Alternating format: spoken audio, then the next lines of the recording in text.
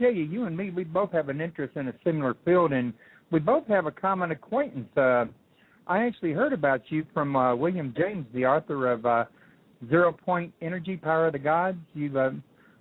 I think you and him are friends and correspondents, and ever since he's been on my show, I've been trying to get a hold of you. So it's been a hard road for me to toe, because you're always out in the field doing your research out, where you're not near a phone or a computer or anything, so you're hard to reach. Yeah, it's been really hectic the last 2 years since we've made these discoveries, and specifically myself. It's pretty much been me on my own with every now and then I'll pull in somebody who's expert in their field, a scientist in some area, whether it's a geologist or I don't know, nuclear physicist or whatever, trying to get some feedback from them, and so it's been a really, it's felt like a roller coaster ride the last 2 years. It's been incredible. Oh, I can imagine it has. I imagine it's been pretty rough on you being out in the wilds there, where it's hot and humid and muggy, and you got all the insect kingdom with you, and it's not exactly a glamour job, but it's I think a well-worth job when you make a big discovery like this one. It certainly is, and I think that it's really only starting to dawn upon me now what it is that we've discovered, or that I have discovered, and the conclusions that I've reached. It's exciting. It's like it really is an adventure. Every day is an adventure at this stage. Yeah. Well, I noticed that you used the term first people, and I know that the Egyptians had a term called Zep Tepi, first time. So I'm taking it, you put it together that when they referred to Zep Tepi, they're referring back to the time when these people were mining the gold, maybe?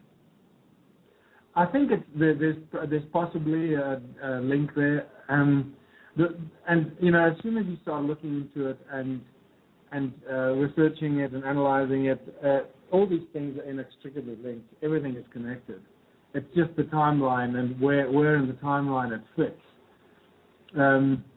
What I can tell you is that there's no doubt that the civilization that lived here used exactly the same symbols as the Sumerians and the Egyptians, and this is a big shock to most people when they first find it. It was a shock to me. I couldn't believe it when you discover an ankh carved out into rock in South Africa, and the rock is extremely hard, with the erosion showing us that we're dealing with something that is extremely old.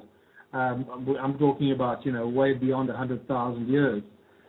So it way predates the Egyptian civilization. Wow. And then the Sumerian, circle crosses in circles, and the winged discs, the very early, very basic kind of winged disc with the circle and the cross with a 3 lines coming out of it.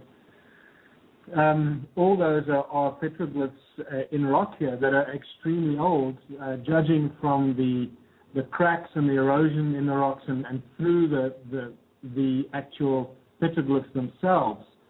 And much of it is also overgrown by what is referred in geology as patina, which is like the skin of the rock. When the rock breaks, it exposes the internal fresh. It's kind of like the aftermath in an egg. When you crack an egg, you got that thin film. Yeah, the patina then grows around. Once it breaks, it starts to grow, and so the patina, the thickness of the patina is a reasonably good indicator of the age of the tools and the artifacts and the petroglyphs and the carvings, if it grows around it. And so it's really very interesting. It's like a Sherlock Holmes kind of job, a CSI. I often refer to it as my job is really the same as the guys at CSI. I follow the clues and the evidence, and based on the clues and the evidence, I then formulate my theories and voice my opinions. Right.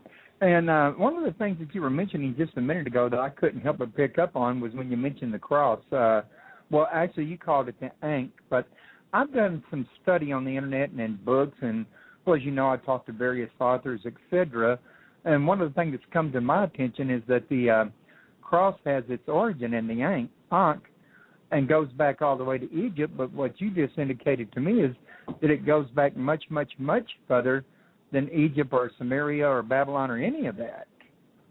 Oh yeah, no, it goes back a long time ago. I'm talking about more than 100,000 years, 200,000 years, probably even older. So actually, the winged disc and the cross are likely to be two of the very oldest symbols we've got, maybe.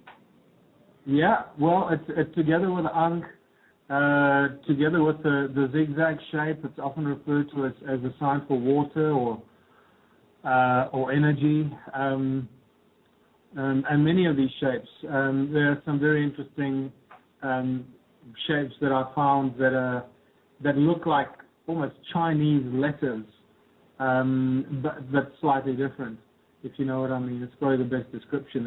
In my book, Temples of the African Gods, I show all this stuff in very nice, colorful detail.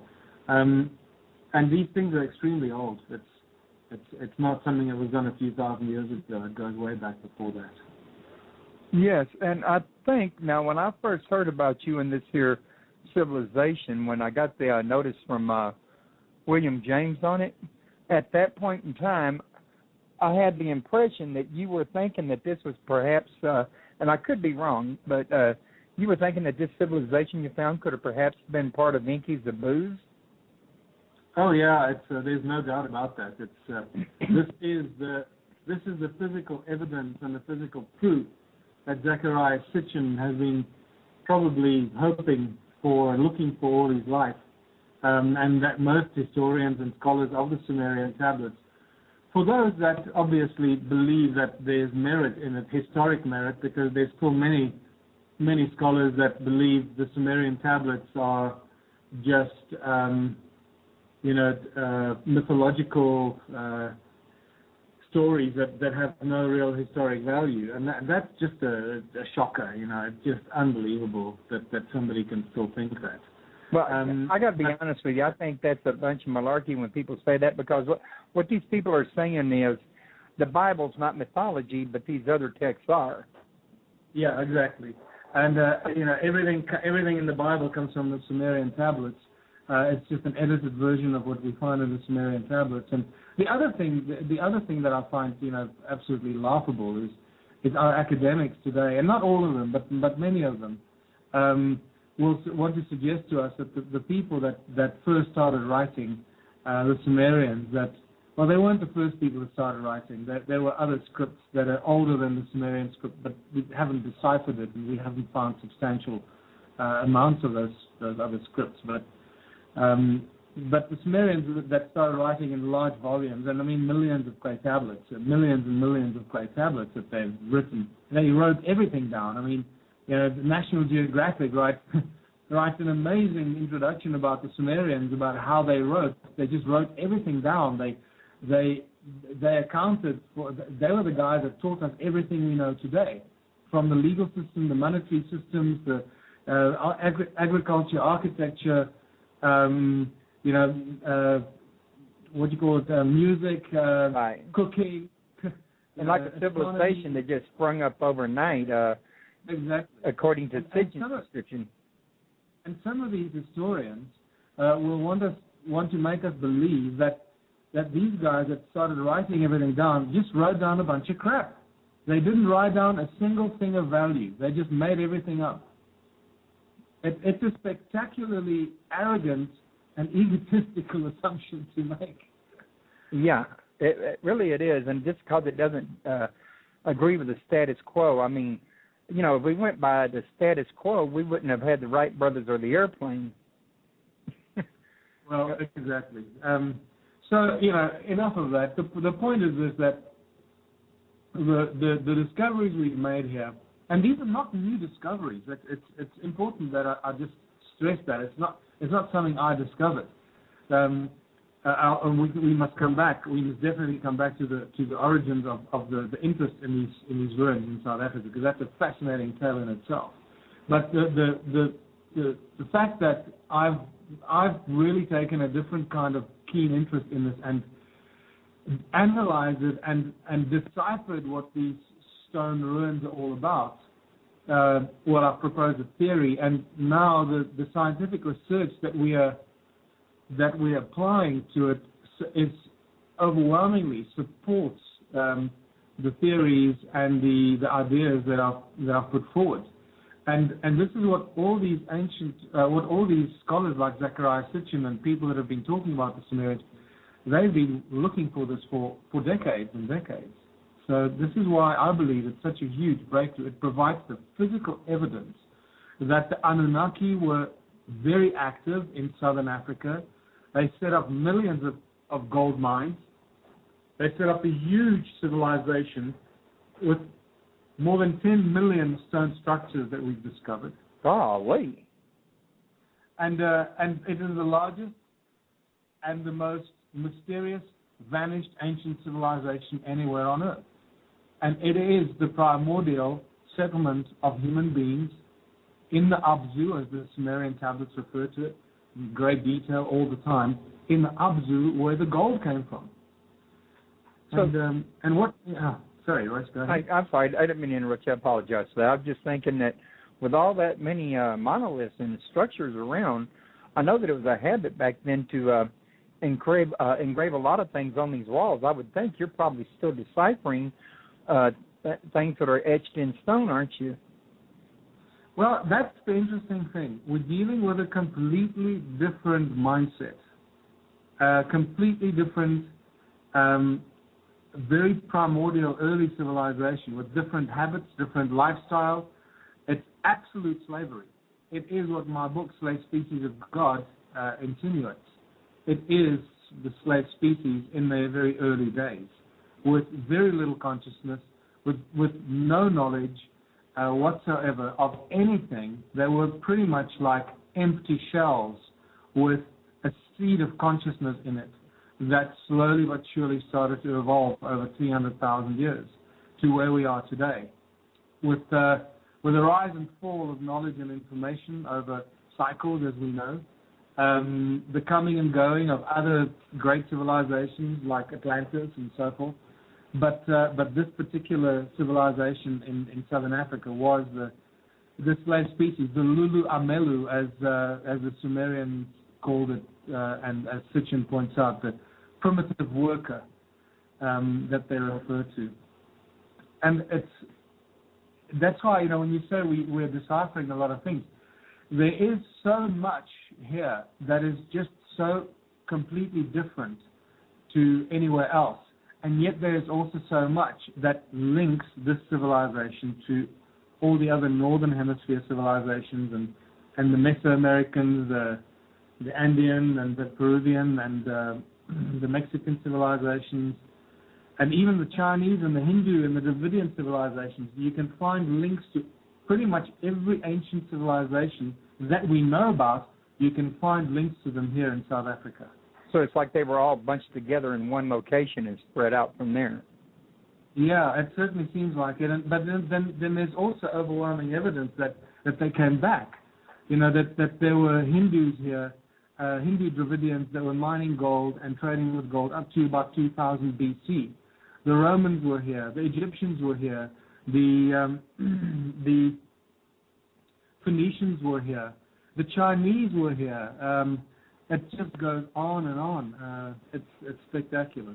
So your book, Temple of the African Gods, will describe the kind of clues that you found that tells you how you knew the Romans and the other people were there, and how you knew their state of intellect at the time. I'm pretty sure they had probably stone tools or something that you found laying around or something. Yeah, well, that is, now you're really pushing the right buttons. now I you're getting I don't mean to push the wrong button. Don't get me wrong. I'm just saying that for you to be able to say that these people were not highly intelligent, you would probably need to find something in the, discoveries, artifacts that would indicate that they hadn't had a high technology like stone tools or something. Yet you knew there had to be a higher technology guiding them, because you had Adam's calendar and all these other structures. So kind of like showing a difference between a higher intelligence guiding a lower intelligence.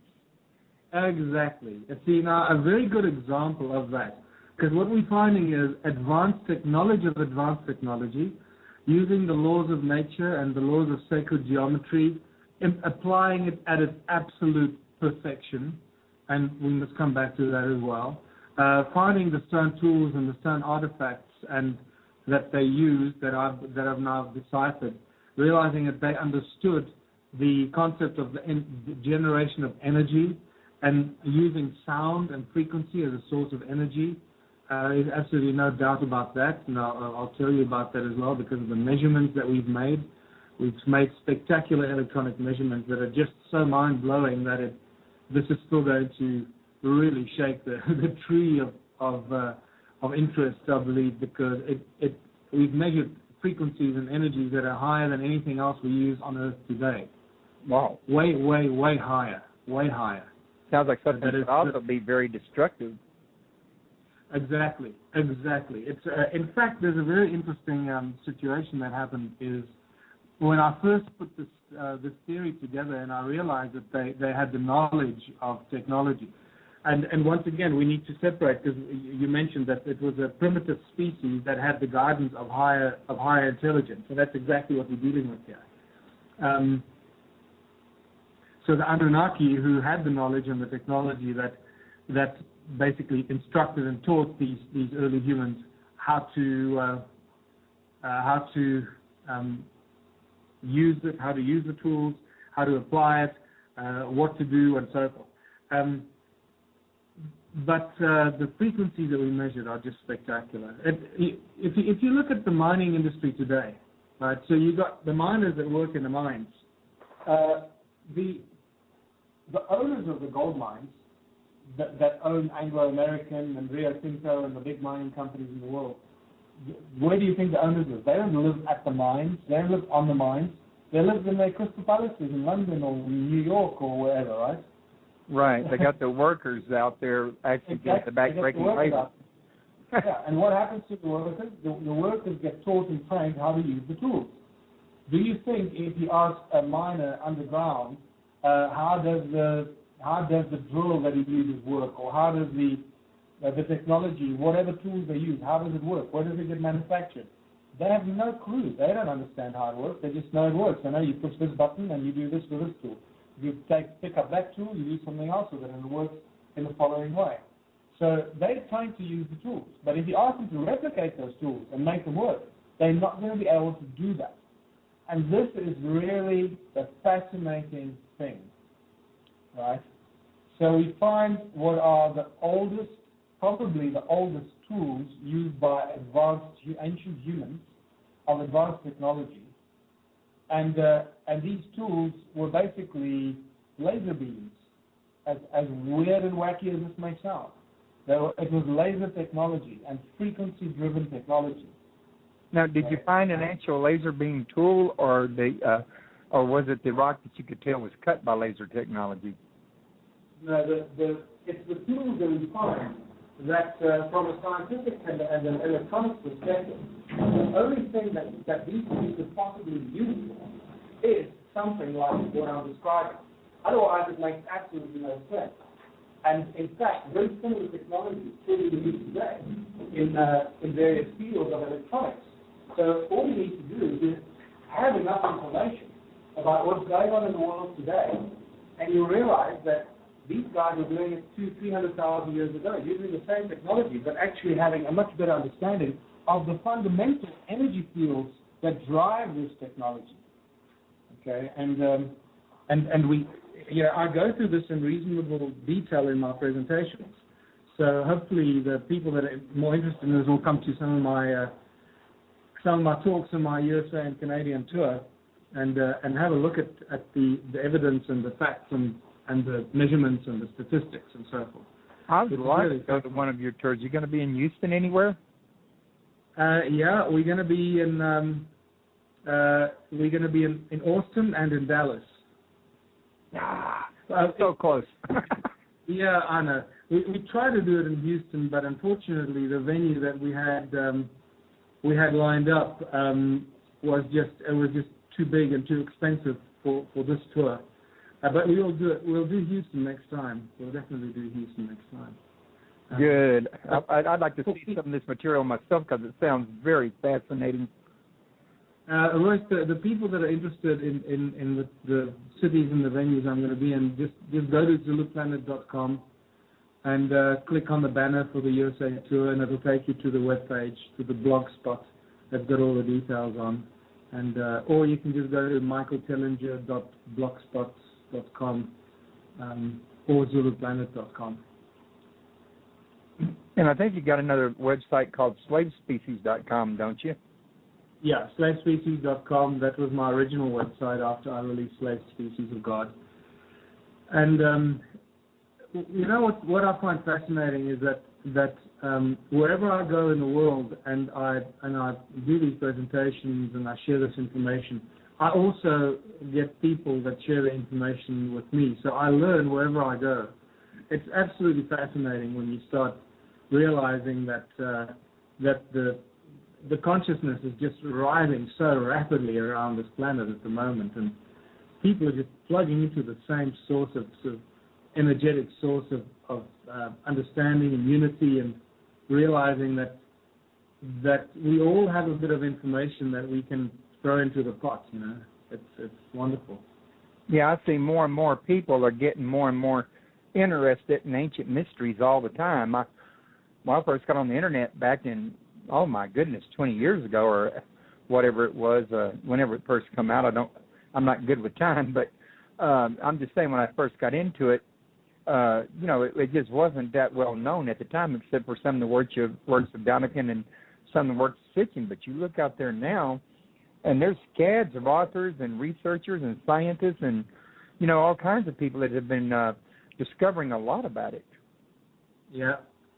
And once you get on a roll, it truly becomes a roller coaster ride. That's what's happening to me right now. It's just once you've got enough information and enough pieces of the puzzle, it is a lot easier to identify the new pieces of the puzzle that you find, how they fit into the greater picture. And that's why it's a slow, tedious process in the beginning. And the longer you spend on it, and the more you work on it, and the more you unravel the mystery, the easier it becomes to understand how it all fits together. And so from now on, from this point on, it really is, the journey has speeded up a lot.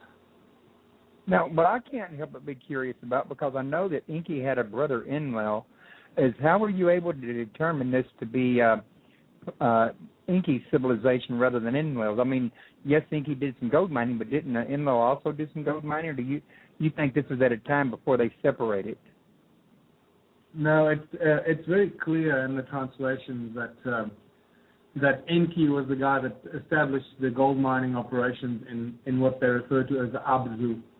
And we've identified that to be Southern Africa. It's South Africa, Zimbabwe, large parts of Botswana, large parts of Mozambique, and then the story gets even more beautiful and more mysterious, and you realize that we're dealing with a conspiracy that's been going on for thousands of years. You see, I mean, you know this works. Everything is connected, right? Everything is interwoven.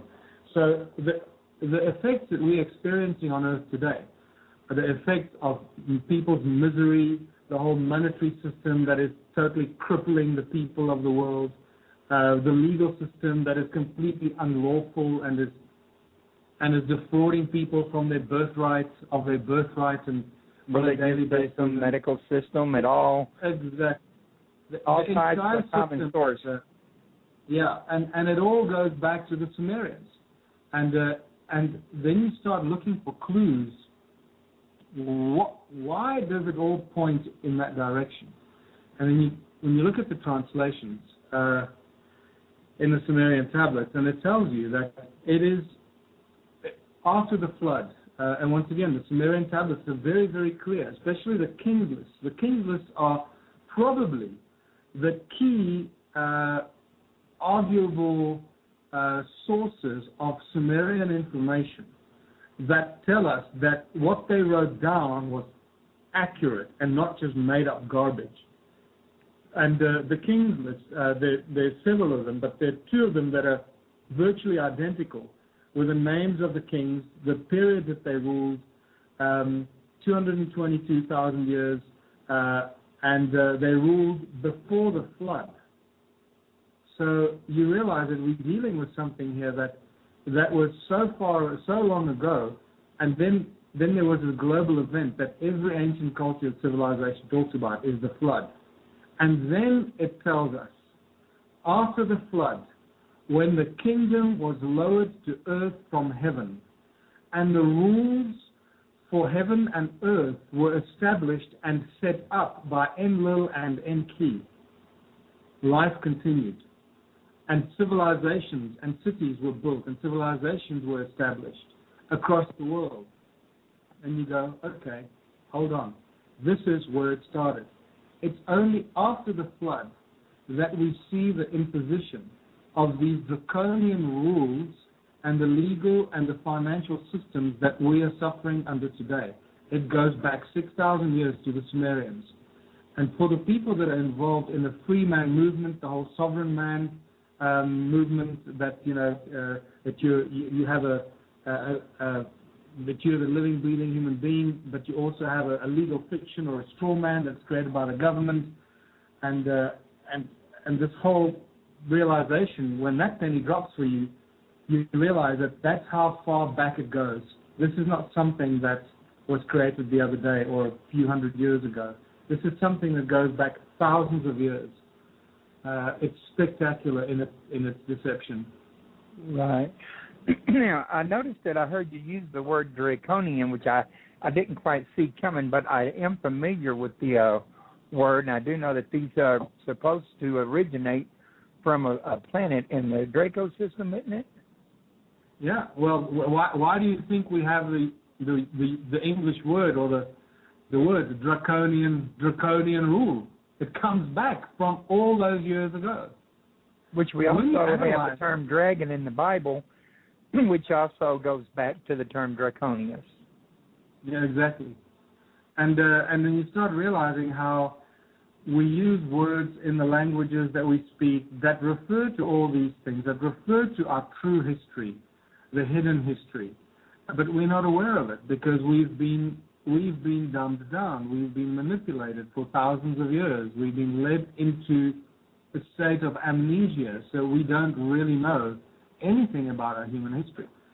I like to show people in my presentation with a little mathematical formula how little we know about our human origins. And it's spectacular. Any 6-year-old student can do this as long as you can count and divide. If you just start with 6,000 years ago and the Sumerian tablets, and you lose 50% of information every time you have a conflict, because remember, we're told that history is written by the victors, and that's exactly what it is. Not only is it written by the victors, but it's manipulated, it's skewed, and it's changed, and it's rewritten. So we probably know very little about the actual truth, what was going on after the event, because it's been so badly distorted by those that rewrite history. So if you just do the numbers and you lose 50% of information every time there's a conflict, by the time you reach 120 years, that's all you need, 120 wars, 124 conflicts, and you already know, or we already know, less than is permissible by the laws of physics about our human history. Now that's a spectacular discovery to make. 124 events in 6,000 years since the launch of the Sumerian civilization, or the rise of the Sumerians, when they started writing the human history. Since then, only 124 years into their civilization, we already know less about our human history than is permissible by the laws of physics. And they started destroying the information right smack after the flood. They didn't wait. Exactly.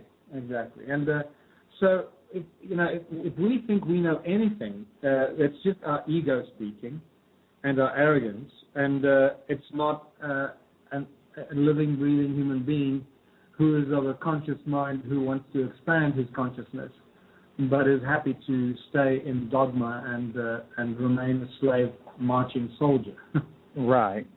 Which I know I could tell anybody that was listening to me, if I was to say it to them, for anyone who really thinks that information has not been hidden from us, You better go back and look at the book burnings that the church did at Alexandria, not to mention the other times.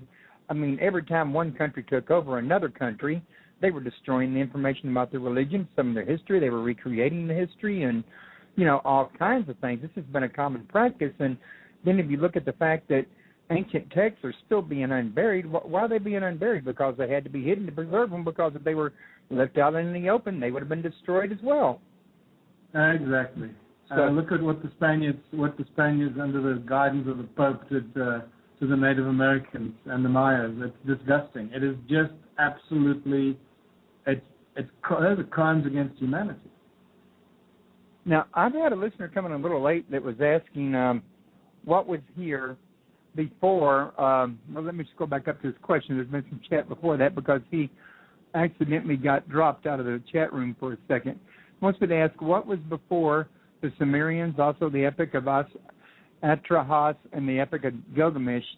So I know he come in late, so he didn't hear where we've gotten this far, so I thought maybe you could bring the people that's just now getting here up to speed. Yeah, look, when you're talking about the Epic of Atrahasis and the Epic of Gilgamesh, those are Sumerian versions of historic events, and before that was a vanished civilization that we've uncovered in southern Africa that pretty much covers most of South Africa, most of Zimbabwe, large parts of Botswana and Mozambique, which is a gold mining civilization. They were mining gold, not only gold, also many other minerals, but predominantly gold. It's what the Sumerian tablets refer to as the Abzu, and by a slow process of elimination, we found out that by reverse engineering the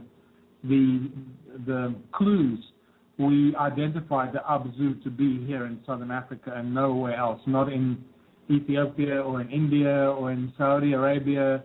Many people have had all kinds of suggestions as to where the Abzu is, but it's very clearly the Abzu is where the gold came from. I mean, I'll read you an excerpt from translations right here. I was actually just putting it into my presentation.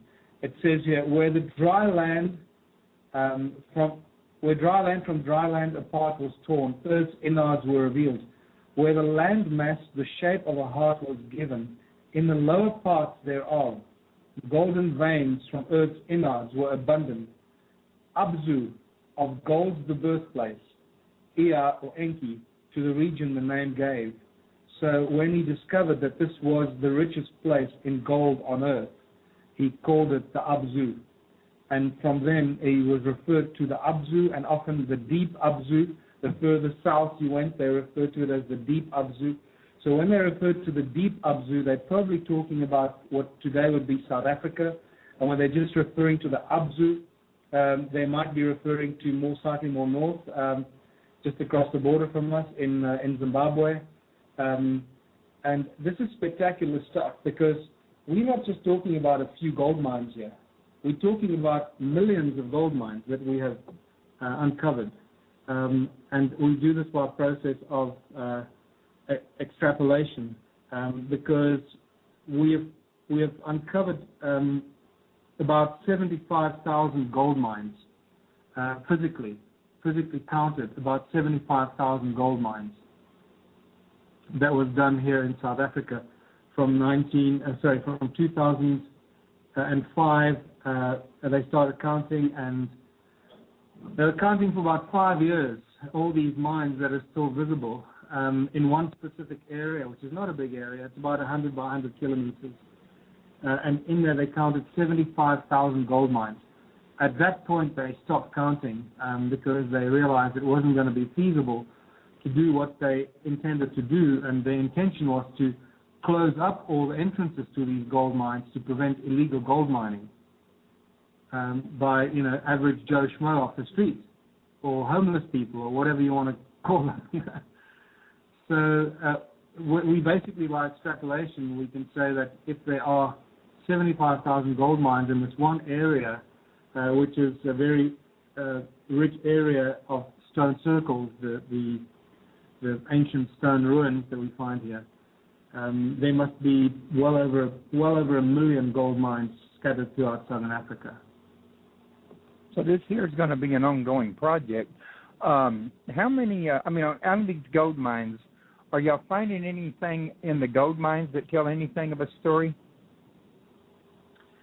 Not at this stage, but what I can tell you is that the big mining companies obviously have very secret documents that they keep, and I have it from the man himself, the chief geologist for Anglo American, the big mining company that was started by Cecil John Rhodes down here.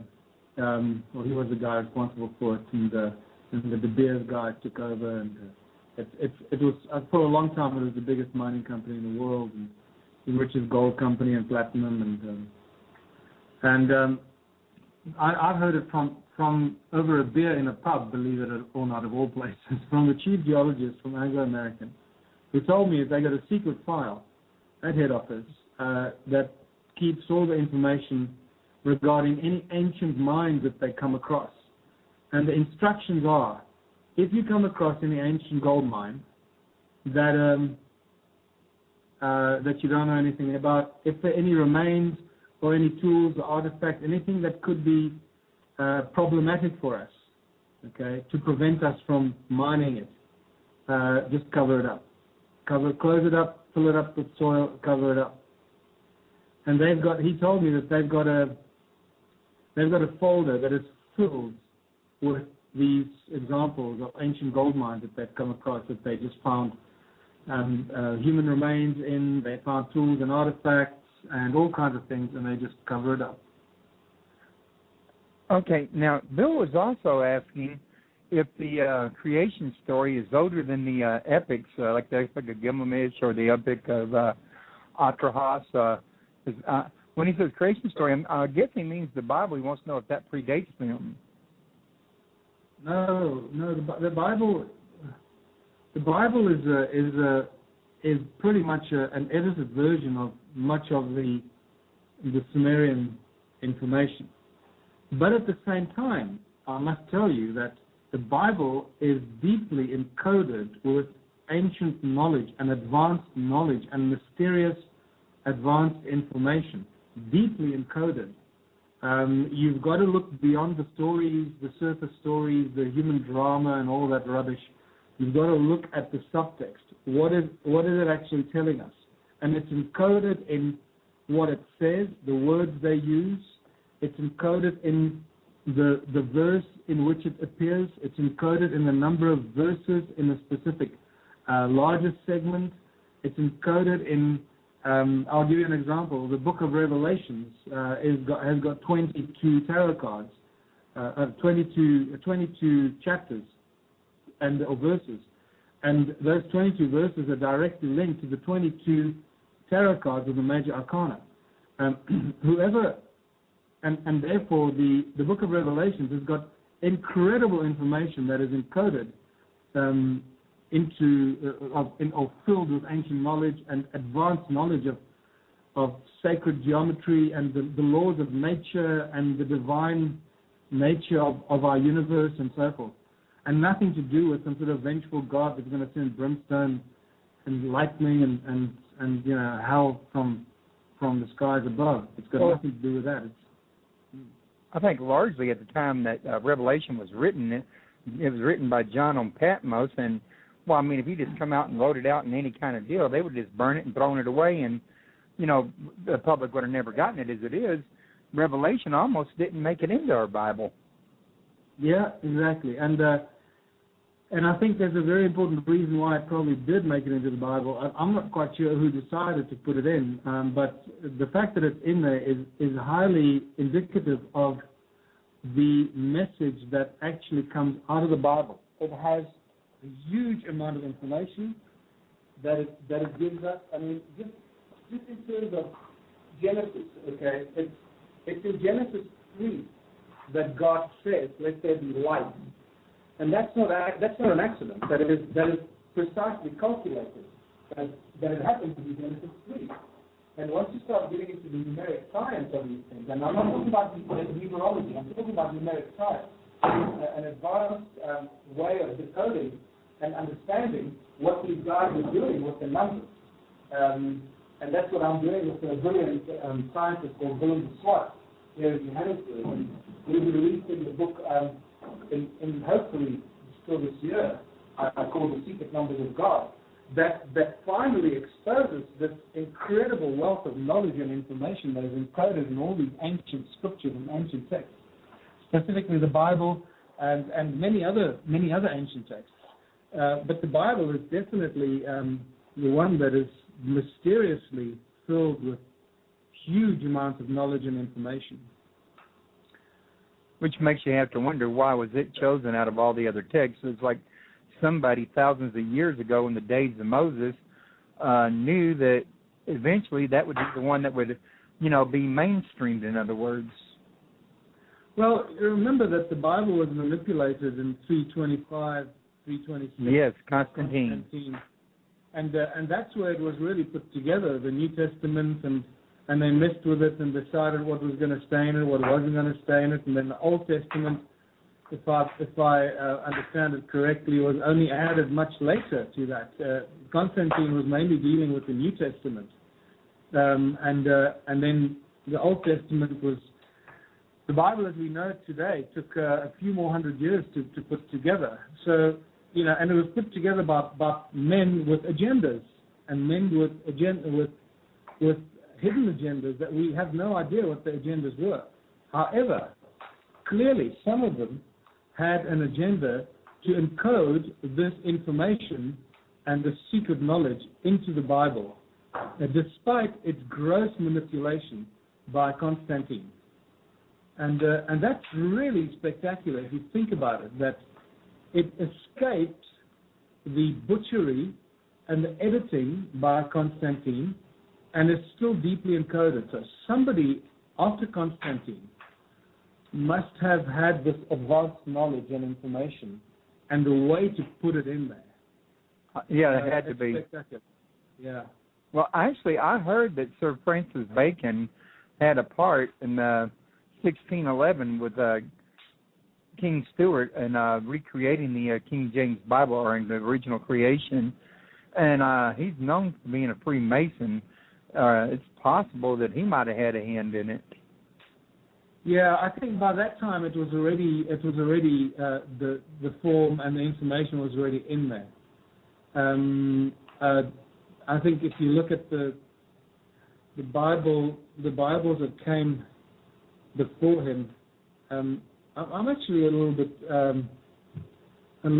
fuzzy on when the first Bible, as we know, that's the Gutenberg Bible, but I forget what year. It's 14 something that it was. Yeah, I think it was 1460, but don't quote me. I'm not real good with dates, but that sounds right. Yeah. So in the late 1400s, the Gutenberg Bible came out, and that was pretty much then the way that it's been reprinted, with different versions coming in every now and then, different words being used, replaced by more modern words and other words. But even that, I tell you, there's some very strange things going on in the Bible. It's spectacular. But I must tell you that whoever put together the tarot cards, the 22 major arcana tarot cards, had all the knowledge and all the information of the universe, the nature of reality, the face of God, the mind of God. They understood exactly how the divine functions and how it manifests itself in this projected reality we call the universe. It is a spectacular sight to behold once you start to understand what the tarot cards tell us. And it's got nothing to do with the numerology or the very low-level sort of fortune-telling function that many people see it as.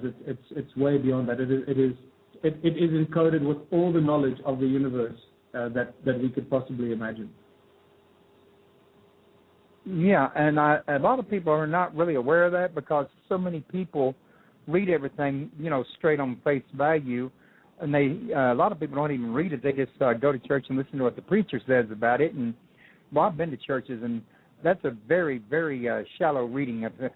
Not to be negative, but I mean, you can tell there's no in-depth understanding, though. Of course not. That's why That's why the Bible was structured like that, and the Quran is the same thing. And the Judeo-Christian religions, it's Judaism, Christianity, and Islam. Those three all come from the same source. They all come from Abraham, and they all have exactly the same agenda: to totally and utterly enslave people, indoctrinate them with false prophets, with misinformation and disinformation, make them believe that that they're under attack by God, and turn God into a vengeful, bloodthirsty humanoid who is obsessed with revenge against people in some weird and twisted way. And that's exactly the opposite of what we find when you start getting into the deeper meanings that are encoded in the Bible, and the messages of Christ and the Christ consciousness that is rising through a lot of the sort of New Age societies today, and the spiritual movements, and the explosion of consciousness. And suddenly we start seeing the true meanings and the true messages of Christ that are ringing very loudly and very true. And they do one thing with humans, and they resonate with people. And that word resonate is very, very important, because it is resonance that is the key common, it's the glue of the universe that holds the universe together. The whole universe resonates, vibrates together as one. And it is that unity that from which all things come. And it's out of that unity that we have been separated and segregated into a confused and divided species that is at odds with each other, because we have been completely disinformed and confused over thousands of years about who we are, that we all come from the same source, that we all come from exactly the same seed. Even the Quran tells us this, but if you misread it, you misunderstand it. Right. These are spectacular stories, I tell you. And I agree. What is fascinating to us is that all of that stuff is now so much easier to understand, and allow us to formulate a much better understanding of these very early and first civilizations in South Africa and Southern Africa, of these early people that were very, very, very shallow and empty consciously and spiritually, but they were the foundation of what we are today.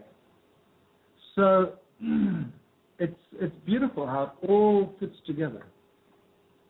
Okay, now Emily was asking in the chat room if you had a preferred deck of tarot that you'd recommend to people.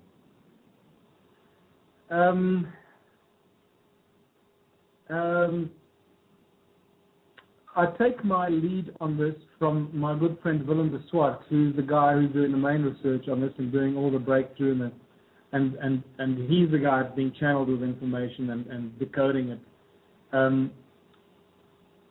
I believe he mentioned that Aleister Crowley's tarot card deck is really interesting, but that's all I'm going to say. I don't know.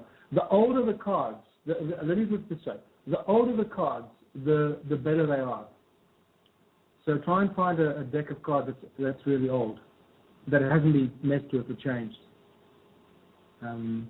Yeah. Okay, I wanted to let you. Oh, go ahead. I'm sorry. I didn't know you worked for it. The important thing, I just wanted to add to that. The important thing to remember about the tarot cards is that they all are based on ratios, and the ratios are the card and the number of the number of the card and the card that it is in the deck. Because the first card's number is 0, the second card number is 1. Okay, so there are 22 cards, but the 22nd card's number is 21. Okay, so the last card in the deck its number is 21 over 22, 21 upon 22. And in that ratio lies all the knowledge and information and the meaning. And if you start looking at that and applying that to the tarot cards, you'll start seeing a huge amount of information that just jumps out at you. Okay, what I was going to mention a minute ago is we got like 6 minutes remaining. I want you to have time to tell everybody about the upcoming events you got. I know you mentioned you have these, this tour that you're on right now. I don't think you mentioned exactly what part of it you're on right now. I think you're still in Canada, but you can correct me on that if I'm wrong. But before we do, I want to remind everybody that your main website, where you can get most of the information about his tour, his books, and everything, is www.zuluplanet.com. That's ZULUPLANET.com. And he's got all the information you could possibly want about his books, about his discoveries, and his tours and everything. But I'm going to let him brief y'all real quick also. You want to let everybody know what you got coming up? Yeah, thanks, Wes. We're leaving South Africa in a few days' time, and we're starting the tour in New York on Friday the 6th, which is this coming Friday. Then we're moving on to Washington, D.C., and from then all the way down the coast, we're doing 29 cities in the USA, 2 of which are 27 USA and 2 in Canada, Montreal and Vancouver. And it's a journey of 2.5 months. The full itinerary and the schedule and the cities and venues, addresses are on my website. Just go to ZuluPlanet.com, click on the banner for the USA tour, and it'll take you to the page with all the information. Or if you want, you can go directly to the blog spot that we've created, and that is michaeltellinger.blogspot.com. And come and see me at one of the venues close to you. It's a spectacular journey. I mean, we're just scratching the surface here. The visual impact of these discoveries, and when you realize how it all fits together and how these ancients knew everything about sound, frequency, and energy, and how much energy they were generating, is absolutely spectacular. So, I think they also, sorry, I was just going to say, I think they also knew about magnetic energy. This is how they move their great boulders, in other words. Am I right? Yeah, I think magnetic energy was part of it, but I think it actually goes beyond that. It goes even beyond magnetic energy. It just goes into frequency and sound. And magnetic energy would be an aspect of that because we're dealing with electromagnetic fields in any case. But I think they actually understood a higher form of energy. The same way I think that Nikola Tesla discovered that very few people are aware of his radiant energy that is not anything like that we know of today. I think this is what they used, close to 300,000 years ago already. And that's huge because we are now what many prophets say, the end days will be as the first days, and as above, so below. And the more research you do into this field of knowledge and information and human history, you realize very quickly, and that's exactly what it is. We're dealing with the fractal nature of not only the fractal nature of the universe and the fractal nature of reality, but the fractal nature of time and the cycles that follow, the rise and fall of knowledge and civilizations. And we're experiencing one of those right now, the rapid rise of consciousness that will hopefully be followed by a long period of advanced knowledge and information, and explosion of knowledge and information and consciousness that moves us back to unity, after which it starts to decline again. And I guess, based on the physical universe that we find ourselves in, it's got everything to do with where our solar system sits in the galactic plane and how close we are to the golden thread of knowledge and consciousness that is scattered throughout the core of the galactic plane. Okay. Now, during the remaining 2 minutes, do you want to share any last-minute thoughts you have with the audience? Yeah. What we think about our human history is far removed from what really happened. The history of this planet is a lot stranger than most people could possibly dream of in their wildest dreams. And that's an exciting thing because it's like, watching a new movie. Because we thought we knew this movie from our history books and our schooling, our indoctrination. Suddenly you realize that there's a whole new movie that we can go and watch and absorb. And it's a never-ending movie. It is for the rest of our lives. We're going to be watching this movie and absorbing this new information that starts to come to us as part of this consciousness explosion. So enjoy the ride. Do not fear any of these doomsday prophets.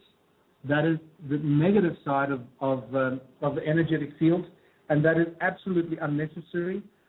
We are living, breathing, sentient beings that manifest our reality through our thoughts. It's very important to know this and realize it, that our collective consciousness actually allows us to manifest our future.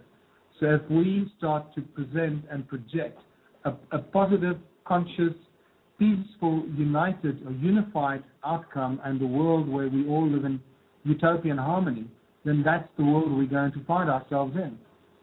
If we are victims of those that keep giving us the bad news, then there's a good chance that we might get ourselves involved in that.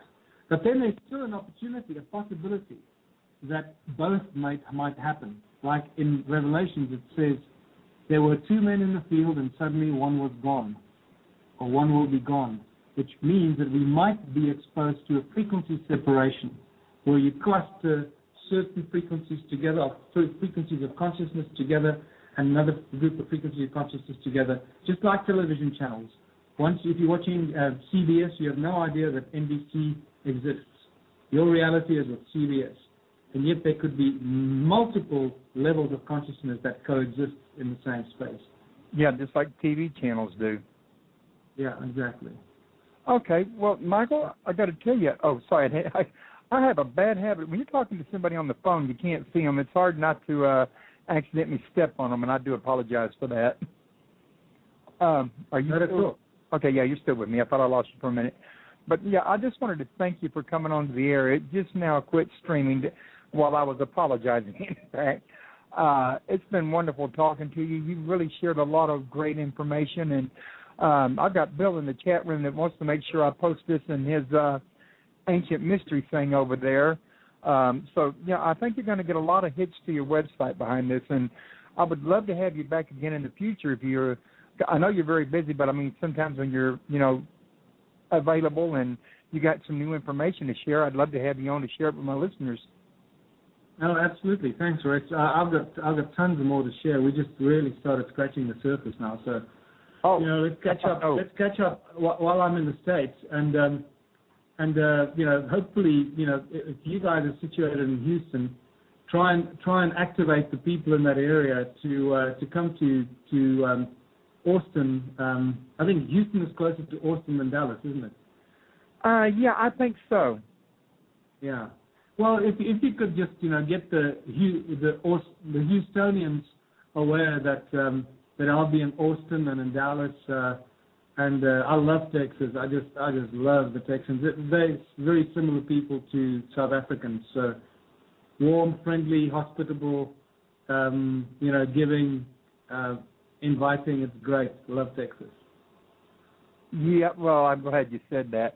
I've met some pretty friendly people from Africa, like Cape Town. Wayne Herschel was a pretty friendly person, too.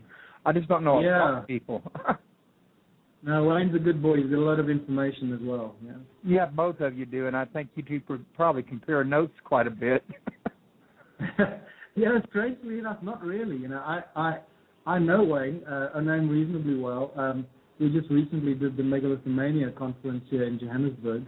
And so I had time to talk to him there and catch up with him. But other than that, I don't really talk to him much. He lives in Cape Town. I live in Joburg. I used to. Now I live in the mountains and near the ruins, about 3 hours away. The patina then grows around, once it breaks, it starts to grow. And so the patina, the thickness of the patina is a reasonably good indicator of the age of the tools and the artifacts and the petroglyphs and the carvings, if it grows around it. And so it's really very interesting. It's like a Sherlock Holmes kind of job, a CSI. I often refer to it as my job is really the same as the guys at CSI. I follow the clues and the evidence, and based on the clues and the evidence, I then formulate my theories and voice my opinions. Right. And one of the things that you were mentioning just a minute ago that I couldn't help but pick up on was when you mentioned the cross. Well, actually, you called it the Ankh, but I've done some study on the internet and in books, and, well, as you know, I talked to various authors, etc., and one of the things that's come to my attention is that the cross has its origin in the Ankh, and goes back all the way to Egypt, but what you just indicated to me is that it goes back much, much, much further than Egypt or Samaria or Babylon or any of that. Oh yeah, no, it goes back a long time ago. I'm talking about more than 100,000 years, 200,000 years, probably even older. So actually, the winged disc and the cross are likely to be two of the very oldest symbols we've got, maybe. Yeah, well, it's together with the Ankh, together with the zigzag shape. It's often referred to as a sign for water or energy. And many of these shapes. There are some very interesting shapes that I found that look like almost Chinese letters, but slightly different, if you know what I mean. It's probably the best description. In my book, Temples of the African Gods, I show all this stuff in very nice, colorful detail. And these things are extremely old.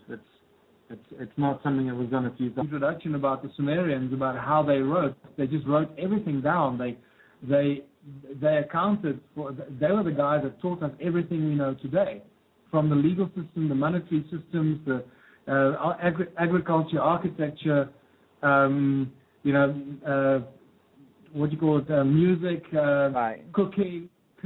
And like a civilization that just sprung up overnight. Exactly. According to Sid's description. And some of these historians will want to make us believe that these guys that started writing everything down just wrote down a bunch of crap. They didn't write down a single thing of value. They just made everything up. It's a spectacularly arrogant and egotistical assumption to make. Yeah, it really is. And just because it doesn't agree with the status quo, I mean, you know, if we went by the status quo, we wouldn't have had the Wright brothers or the airplane. Well, exactly. So, you know, enough of that. The point is this, that the discoveries we've made here, and these are not new discoveries. It's important that I just stress that. It's not something I discovered. We must come back. We must definitely come back to the origins of the interest in these ruins in South Africa, because that's a fascinating tale in itself. But the fact that I've really taken a different kind of keen interest in this and analyzed it and deciphered what these stone ruins are all about. Well, I've proposed a theory, and now the scientific research that we're applying to it is overwhelmingly supports the theories and the ideas that I've put forward, and this is what all these scholars like Zechariah Sitchin and people that have been talking about the Sumerians, they've been looking for this for decades and decades. So this is why. And I know that the Egyptians had a term called Zep Tepi first time. So I'm taking it, you put it together that when they referred to Zep Tepi, they're referring back to the time when these people were mining the gold, maybe? I think there's possibly a link there. And you know, as soon as you start looking into it and researching it and analyzing it, all these things are inextricably linked. Everything is connected. It's just the timeline and where in the timeline it fits. What I can tell you is that there's no doubt that the civilization that lived here used exactly the same symbols as the Sumerians and the Egyptians. And you know, this is a big shock to most people when they first find it. It was a shock to me. I couldn't believe it. When you discover an Ankh carved out into rock in South Africa, and the rock is extremely hard, with the erosion showing us that we're dealing with something that is extremely old. I'm talking about, you know, way beyond 100,000 years. So it way predates the Egyptian civilization. Wow. And then the Sumerian, you know, crosses in circles and the winged discs, the very early where he baits a kind of winged disc with the circling across with three lines coming out of it. All those are petroglyphs in rock here that are extremely old, judging from the cracks and the erosion in the rocks and through the actual petroglyphs themselves. And much of it is also overgrown by what is referred in geology as patina, which is like the skin of a rock when the rock breaks. It exposes the internal fresh. Kind of like the aftermath in an egg. When you crack an egg, you got that thin film. Yeah, well, it's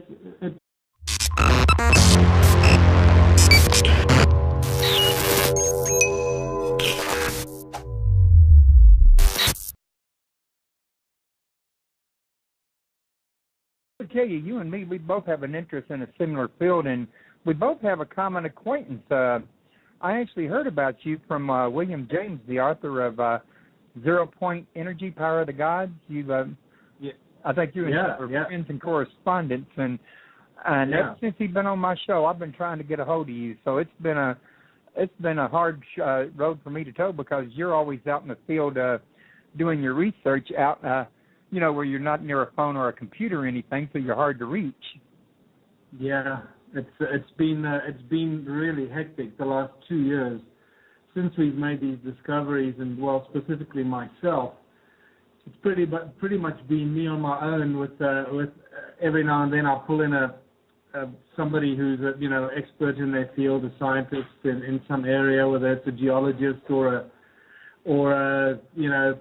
I don't know, nuclear physicist or whatever, trying to get some feedback from them, and so it's been it's felt like a roller coaster ride the last 2 years. It's been incredible.